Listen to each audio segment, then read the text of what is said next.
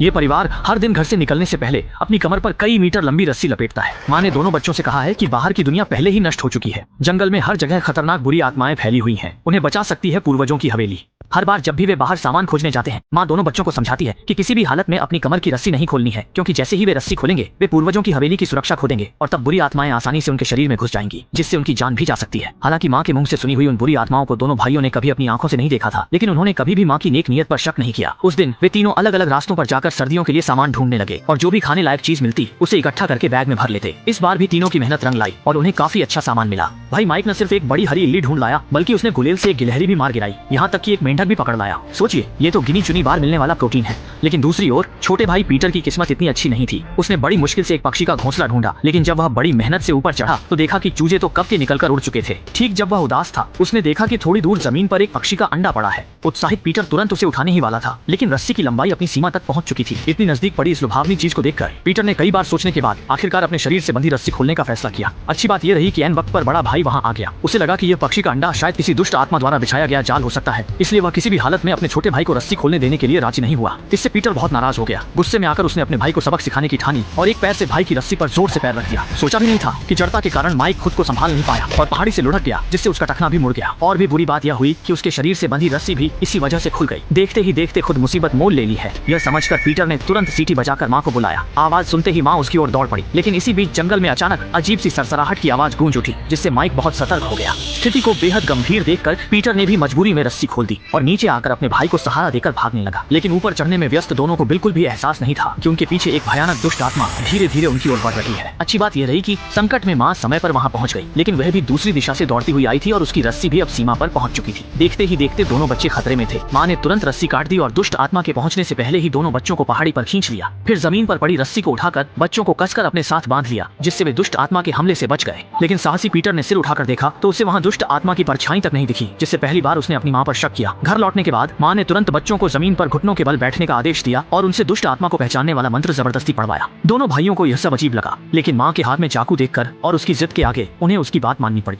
ओ प्राचीन वनों के इस घर को आशीर्वाद दो, जो शुद्ध और भले लोगों के लिए शरण है। यह तुम्हें उज्जवल रखेगा और कभी नहीं डगमगाएगा। स्वर्ग हमारे घर के भीतर ही है। सुनिश्चित करने के बाद कि बच्चों में कोई दुष्ट आत्मा प्रवेश नहीं कर पाई है, माँ ने अपने हाथ में पकड़ी छुरी नीचे रख दी। उसने माइक के पैर की चोट की जांच की तो पाया कि टखना बुरी तरह मुड़ा था, लेकिन अब घर में कोई दवा नहीं थी, इसलिए माँ ने केवल मरहम वाली शराब से घाव साफ किया। रात के खाने के समय दो बच्चों को दुष्ट आत्माओं की गंभीरता समझाने के लिए माँ ने एक पुरानी घटना सुनाई। उन्होंने बताया कि जब वह छोटी थी तो जंगल में एक लड़की को देखा था जिसका टखना पेड़ के खोखले में फंस गया था। वह लड़की मदद के लिए चिल्ला रही थी, लेकिन अजीब बात यह थी कि वह ठीक उसी जगह थी जहाँ माँ की रस्सी पहुँच नहीं सकती थी। माँ ने पहचान लिया कि यह दुष्ट आत्मा की चाल है, इसलिए उन्होंने लड़की को उसके हाल पर छोड़ दिया। उन्होंने दोनों को चेतावनी दी कि दुष्ट आत्मा किसी भी रूप में बदल सकती है, इसलिए रस्सी नहीं छोड़नी है। रात के खाने के बाद उसने फिर बच्चों को तहखाने में घुसने को कहा। माँ के अनुसार यह तहखाना जादुई शक्ति रखता है, जो बुरी आत्माओं को उनके असली रूप में ला सकता है और आत्मा को शुद्ध कर सकता है। हालांकि माँ की बातों में कहानी थी, पर पीटर को अब भी शक था। आखिरकार दिन में दोनों ने रस्सी खोल दी थी, पर उन्हें बुरी आत्मा की परछाई नहीं दिखी। अब उसे शक है कि उसकी माँ मानसिक रूप से ठीक नहीं है और उसे डर है कि माँ के बीमार पड़ने पर वह उन्हें भी मार सकती है, क्योंकि दादा दादी और पिता भी माँ के बताए बुरी आत्मा के संपर्क में आने से ही मारे गए थे।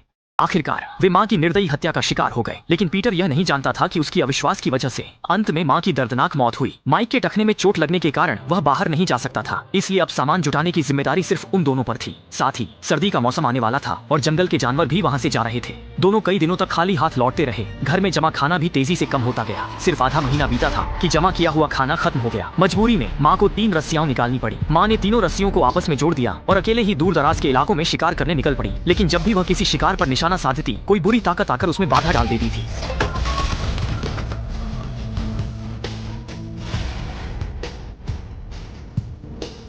उसके हाथ खाली थे तो वह बस चाकू से कुछ पेड़ की छाल काट सकता था। उसे सुनहरा होने तक तलकर जीरा पाउडर छिड़क देता। स्वाद खास नहीं था, पर पेट भरने को काफी था। खाने को कुछ न बचा तो वे छाल ही खाते रहे। लेकिन छाल काटते काटते पीटर ने अचानक डर के मारे देखा कि उसकी माँ और भाई जो अभी उसके पास थे अब पूरी तरह गायब हो चुके थे। मृत्यु के 8वें वर्ष में बची इकलौती परिवार के सदस्य केवल जंगल के पेड़ों की छाल खाकर भूख मिटा सकते थे। लेकिन जब लड़का छाल छील रहा था, उसने अचानक मुड़कर देखा तो हैरान रह गया। अभी अभी उसके पास खड़ी माँ और बड़ा भाई रहस्यमय तरीके से गायब हो गए थे। जब वह उलझन में था, तभी उसके शरीर पर बंधी रस्सी अचानक तेजी से खींचने लगी। पीटर कुछ समझ पाता उससे पहले ही रस्सी उसे एक सूखे कुएं की ओर घसीटने लगी। जैसे ही वह बंद कुएं से टकराने ही वाला था, पीटर अचानक चौंक कर जाग गया। पीटर बचपन से ही नींद में चलता था और अभी जो कुछ हुआ वह एक बुरा सपना था। लेकिन इससे भी बुरी बात यह थी कि इस वक्त उसने अपनी जान बचाने वाली रस्सी नहीं बांधी थी। बिना रस्सी के जंगल में छुपे दुष्ट आत्माएं उसकी जान ले सकती थी। उसकी माँ आ गई, उसे गोद में उठाकर घर ले गई और अपशकुन भगाने वाला मंत्र बोलने को कहा। उसे तहखाने में बंद कर दिया। उसकी माँ की नजरें बेहद कठोर थीं। वह किसी डरावने जीव से निपट रही थी। पीटर को पेशाब आ गई, लेकिन उसकी माँ फिर भी डर से मस नहीं हुई और जब तक अपशकुन भगाने का समय पूरा नहीं हुआ तब तक उसने तहखाना नहीं खोला और पीटर को बाहर नहीं निकाला। लेकिन इस दौरान पीटर की पैंट पहले ही पेशाब से भीग चुकी थी और इस समय वह बेहद अपमानित महसूस कर रहा था। इस घटना के बाद पीटर का यहाँ से जाने का इरादा और भी पक्का हो गया। उसे लगता था कि उसकी माँ अब पूरी तरह से मानसिक संतुलन खो चुकी है और अगर ऐसा ही चलता रहा तो शायद दोनों भाई भी अपने पिता की तरह ही किसी अनहोनी का शिकार हो जाएंगे। आखिरकार इन तथाकथित दुष्ट आत्माओं की सारी बातें तो सिर्फ उसकी माँ की ही कही हुई है। क्या पता ये सब उसकी माँ ने उन्हें नियंत्रित करने के लिए घड़ी बातें हों। लेकिन पीटर को यह नहीं पता था कि वह और उसका भाई जो भी बातें कर रहे थे दरवाजे के पास खड़ी माँ ने सब सुन लिया था। अगले दिन माँ ने पीटर के साथ अपने रिश्ते को बेहतर करने के लिए अपनी संभाल कर रखी कैमरा निकाली और दोनों भाइयों को कैमरे का सिद्धांत बताया। उसने कहा कि यह कैमरा पुराना है और इसमें अभी फोटो खींची जा सकती है। दोनों को कहा कि वे मौके पर इसका इस्तेमाल करें। ये युगांतरकारी चीज दोनों भाइयों की जिज्ञासा बन गई और पीटर ने माँ के प्रति नाराजगी छोड़ दी। लेकिन माँ की अगली बात ने चौंका दिया। माँ की यह बात सुनकर उसकी नाराजगी भड़क उठी। माँ ने दावा किया कि घर में खाने के लिए कुछ नहीं बचा है, इसलिए उसने फैसला किया कि वह अपने कई सालों से साथ रहे कुत्ते को मारकर भूख मिटाएगी। ऐसा करने से वे कुछ और समय तक टिक सकते हैं और खाने पीने बचाया जा सकता है। भले ही पीटर ने इसका कड़ा विरोध किया, लेकिन माँ ने अपना मन बना लिया था। वह कुत्ते को पकड़कर पास के औजार घर में ले गई। माँ का दिल बहुत दुखी था, लेकिन मजबूरी में जब कोई रास्ता नहीं बचा तो उसने अपने प्यारे कुत्ते पर धनुष बाण तान दिया। जैसे ही वह ट्रिगर दबाने वाली थी, पीटर हाथ में कुल्हाड़ी लेकर घर के बाहर आ गया। तुम्हें देखना चाहिए कि डरने की कोई बात नहीं है। ये कहते ही उसने एक बार में रस्सी काट दी। इसके बाद उसने फुर्ती से माँ को कमरे में बंद कर दिया। ये सब देखकर माँ बेचैनी से तड़पने लगी, जैसे गर्म तवे पर चींटी हो।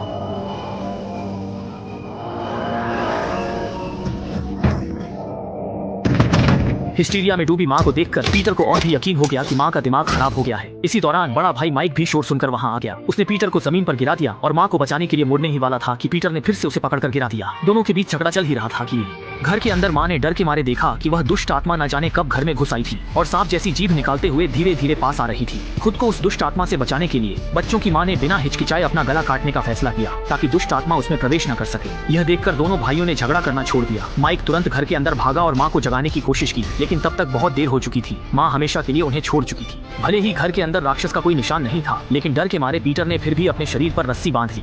इस घटना के बाद बड़ा भाई पूरी तरह टूट गया और पीटर को ही घर का सहारा बनना पड़ा। भूख से मरने से बचने के लिए उसने तीनों रस्सियों को जोड़कर एक लंबी रस्सी बना ली ताकि वह और दूर जाकर सामान खोज सके। चलते चलते वह एक ऐसी सड़क पर पहुंच गया जहां वह पहले कभी नहीं गया था और नीचे की बेहद सख्त जमीन को देखता रहा। पीटर ने सोचा शायद यही वह मानव जगत है जिसके बारे में उसकी माँ ने बताया था। ये सोचते ही उसने जोर से चिल्लाकर मदद के लिए पुकारा। चिल्लाने के बावजूद कोई जवाब नहीं आया। निराश होकर जंगल में अपने पुश्तैनी घर की ओर लौट रहा था, तभी थोड़ी दूर पर एक फैशनेबल बैकपैकर आदमी आता दिखा। उसने खुद को यात्री बताया और कहा कि उसने अभी अभी उधर से मदद की पुकार सुनी थी, इसलिए देखने चला आया। उस आदमी की बातें सुनकर पीटर को भी एहसास हुआ कि शायद बाहर की दुनिया वैसी बुरी नहीं है जैसी उसकी माँ ने उसे बताया था। लेकिन बचपन से उसके मन में जो विचार भरे गए थे, बचपन से इस वजह से वह सामने खड़े व्यक्ति पर भरोसा नहीं किया। आदमी ने सुनकर कहा कि उसके बैग में खाने का सामान है जिसे वह उनके साथ बांट सकता है और उसकी गाड़ी पास ही खड़ी है जिससे वे कभी भी यहाँ से जा सकते हैं। लेकिन तभी माइक ने अचानक धनुष बाण तानकर सामने आ गया। भले ही वह आदमी सफाई देता रहा कि उसकी कोई बुरी मंशा नहीं है, लेकिन माइक ने बिना झिझक ट्रिगर दबा दिया। मैंने अपने धनुष से बाहर खड़े बैकपैकर पर निशाना साधा क्योंकि मैंने एक नजर में पहचान लिया कि वह एक दुष्ट आत्मा का रूप है। असल में मेरी मर चुकी माँ ने मुझे पहले ही बता दिया था कि बाहर की दुनिया पूरी तरह तबाह हो चुकी है और इंसान दुष्ट आत्माओं में बदल चुके हैं। भले ही वह आदमी समझाता रहा कि उसकी बुरी मंशा नहीं है, लेकिन मैंने मान लिया कि दुष्ट आत्मा की चाल है, इसलिए मैंने बिना किसी हिचकिचाहट के धनुष चला दिया। घायल आदमी भागने को मजबूर हुआ, पर खून बहने से वह जमीन पर गिरकर मर गया। पीटर तुरंत उसका पीछा करता हुआ पहुंचा और उसका बैग हासिल कर लिया। घर लौटने पर उसने देखा कि बैग में बहुत सारे डिब्बा बंद खाने के सामान थे। भूखे पीटर ने तुरंत एक डिब्बा खोल लिया। ये पहली बार था जब उसने इतना स्वादिष्ट खाना खाया। वह चाहता था कि उसका बड़ा भाई भी इसका स्वाद चखे, लेकिन माइक को यकीन था कि यह दुष्ट आत्माओं का जाल है, इसलिए वह एक निवाला भी खाने को तैयार नहीं हुआ। लेकिन आधी रात को उसकी भूख बर्दाश्त से बाहर हो गई। उसने इंतजार किया कि उसका छोटा भाई नींद में चला जाए। चुपके से डिब्बा बंद खाना खाने लगा। पेट भरने के बाद उसने मरे हुए आदमी की चीजें देखने शुरू की। इसी दौरान माइक को पता चला कि उस आदमी की एक बेटी थी। इसी पल से उसके मन में संदेह हुआ, क्या वह गलत था? उसका छोटा भाई सही था। माइक कुर्सी पर बैठ गया और उस टॉर्च से देखने लगा, लेकिन पास के टूल शेड से आवाजें आईं। उसने रस्सी बांधी और देखने गया। उसने देखा कि कमरे के अंदर एक काली परछाई तेजी से गुजर गई। जैसे ही वह अंदर देखने गया, उसके पीछे एक छोटी लड़की आ गई।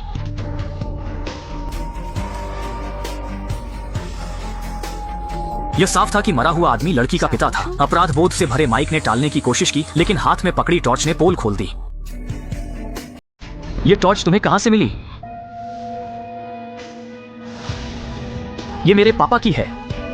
माइक के कुछ कहने से पहले ही लड़की ने कमरे में पड़ी लाश देख ली। ये देखकर वह डर के मारे मुड़कर जंगल की ओर भाग गई। अपराध बोध के कारण माइक भी उसके पीछे पीछे भागा। डर था कि कहीं उससे कुछ हो न जाए, लेकिन जल्दी ही रस्सी अपनी सीमा तक खींच गई। थोड़ी देर तक मन में संघर्ष करने के बाद माइक ने आखिरकार बिना सोचे समझे रस्सी खोल दी। लेकिन जैसे ही उसने रस्सी खोली, वह लड़की अचानक गायब हो गई। तभी उसके सामने एक ऐसा दृश्य आया जिसे वह जीवन भर नहीं भूल पाएगा। सामने के पेड़ पर 6 हाथों वाला एक जीव चढ़ रहा था और कुछ ही पलों में वह भी गायब हो गया। जैसे ही माइक सतर्क होकर आसपास देखने लगा, वह जीव पहले ही उसके पीछे आ चुका था और अगले ही पल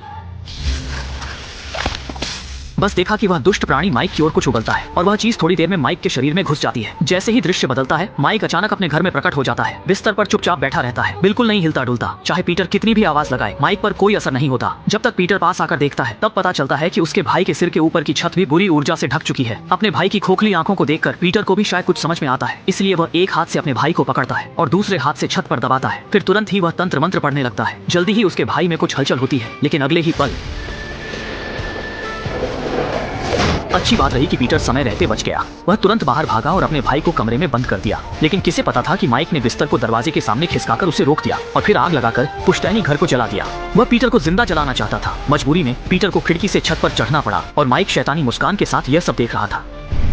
ये घर तुम्हें कहीं नहीं जाने देगा। भागने में असमर्थ पीटर को मजबूरन घर के अंदर जाना पड़ा। इसी क्षण उसे एहसास हुआ कि उसकी माँ जो कहती थी वह सब सच था। इस दुनिया में सच में बुरी शक्तियां मौजूद हैं। और घर के बाहर माइक ने अपना कैमरा उठाया। पुश्तैनी घर की पीठ की ओर मुड़कर इस जीवन भर न भूलने वाले दृश्य को कैमरे में कैद कर लिया। लेकिन जब भीषण आग बुझ गई तो बचाव कर्मियों ने पुश्तैनी घर के अंदर जीवित पीटर को पाया। असल में निर्णायक क्षण में पीटर ने वंजन समय पर वह अपने पुश्तैनी घर में बने खास तहखाने में छिप गया, तभी उसकी जान बच पाई।